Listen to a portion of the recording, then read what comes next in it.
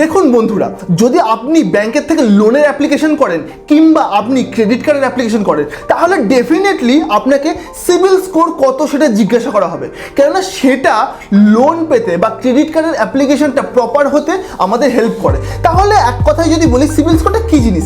CIBIL score মানে হচ্ছে, যদি আমি অতীতে ব্যাংকের থেকে কোনো লোন নিয়ে থাকি বা আমি যদি কোনো রকমের ধার দেনা করে থাকি, তাহলে আমি আমার টাকাটা কীভাবে দিচ্ছি বা টাকা মাসের পর মাসে দিচ্ছি কি না সেটা বুঝে, আমার ক্যারেক্টারিস্টিক্স বুঝে ব্যাংক আমাকে একটা নাম্বার দেয়।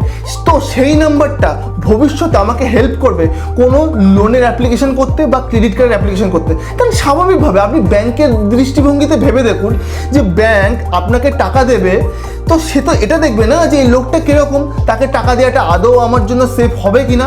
তাই জন্য স্কোরটা দেওয়া হয়। তাই জন্য নিজের সিভিল কোনো দিন ডাউন হতে দেবেন না। আর যদি আপনার মনে কোনো প্রশ্ন থাকে যে আপনার সিভিল ডাউন, আপনি কি করবেন, তাহলে আমাদেরকে কমেন্ট করুন। ডেফিনেটলি আমরা এটা নিয়ে একটা বড় সড়ো ভিডিও বানাবো।